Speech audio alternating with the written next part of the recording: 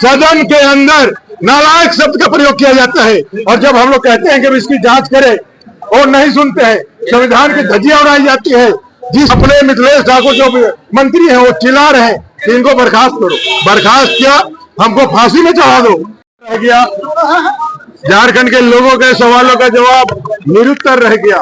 सिर्फ और सिर्फ राजनीतिक नौटंकी करके माननीय मुख्यमंत्री जी चले गए। जो वायदे 2019 में उन्होंने किया था और जिसके दम पर आए थे चुन करके, फिर उन्हीं वायदों को पोस्ट चेक के साथ जनता को बेवकूफ बनाने के लिए देने का काम किया। इनके पास उपलब्धि के नाम पर शून्य है।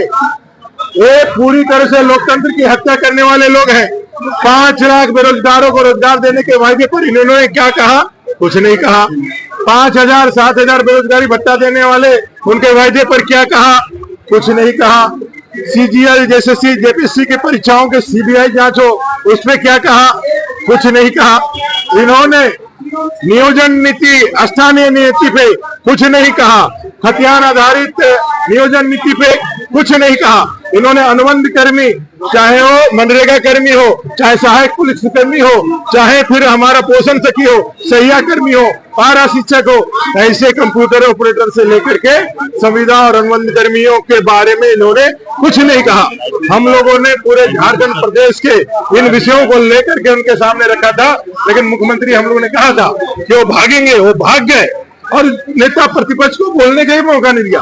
देश के अंदर इनके नेता प्रतिपक्ष राहुल गांधी जी को बोलने के लिए असीमित अधिकार चाहिए, लेकिन झारखंड में नेता प्रतिपक्ष को बोलने के लिए इनके पास 5 सेकंड बोलने के लिए क्या, जनता के सवालों को सुनने का उनके पास 5 सेकंड का भी दम नहीं है। इस सरकार ने तुष्टीकरण की पराकाष्ठा को पार करी। एक घुसपैठ बांग्लादेशी को जायज ठहराने के लिए ओपन मांडी, दांदू, हेम्ब्रम, इनकी ऊपर लाठीचार्ज और उनको मारने को जायज ठहराने के लिए ये कह रहे हैं कि भाई रांची, जमशेदपुर, बोकारो, धनबाद, यहाँ कैसे लोगों का जीवन बदल रहा है।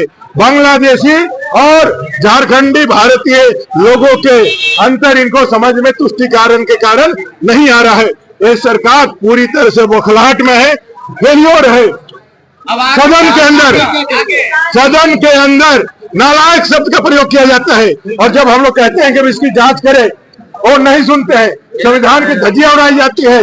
जिस तरह से हमारे विधायकों को निलंबित किया गया जब सदन नहीं चल रहा था, उसके बाद भी उन्होंने समाचार समिति को भेज दिया। जब हम लोगों ने पूछा किस आधार पे भेजा, तो उनके मुंह में दही जम गया। जब हम लोगों ने पूछा कि भाई आप बताएं किस नियम के आधार पर हम लोगों को निलंबित किया गया, उनके मुंह में दही जम गया। वो चाह रहे हैं, अपने मिथिलेश ठाकुर जो मंत्री हैं वो चिल्ला रहे हैं कि इनको बर्खास्त करो। बर्खास्त क्या, हमको फांसी में चढ़ा दो। लेकिन युवाओं के सवाल पर 5 लाख रोजगार आपने सदन के अंदर नहीं दिया कमिटमेंट करके, अब जाके जनता को जवाब देना होगा। 72,000 रुपये देने की बात की थी इन्होंने। 72,000 गुना 5 साल 3,60,000 होता है। 3,60,000 में आज 1,000 रुपया दे करके, और पहली बार विधानसभा के अंदर सरकारी जो योजना है उसको बाजारीकरण किया गया, सरकारीकरण किया गया और यहाँ से उसको लॉन्च किया गया। ये नमाज कच्छ बनाया गया। इन सारे बिंदुओं को लेकर के हम लोगों ने जवाब चाहा, लेकिन इस सरकार ने अपने फेलियर को ही दिखाया। हम लोगों ने इस स्पीकर को हटाने के लिए नोटिस दिया है। 158 कार संचालन नियमावली झारखंड के तहत इस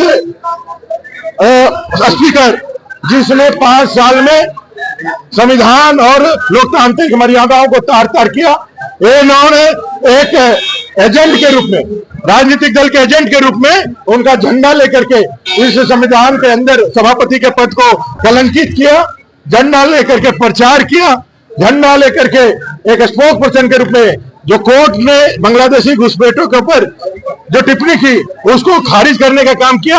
और आज भरी सभा में बैठ करके कई एक गैर कानूनी, गैर संवैधानिक उन्होंने कार्य किए।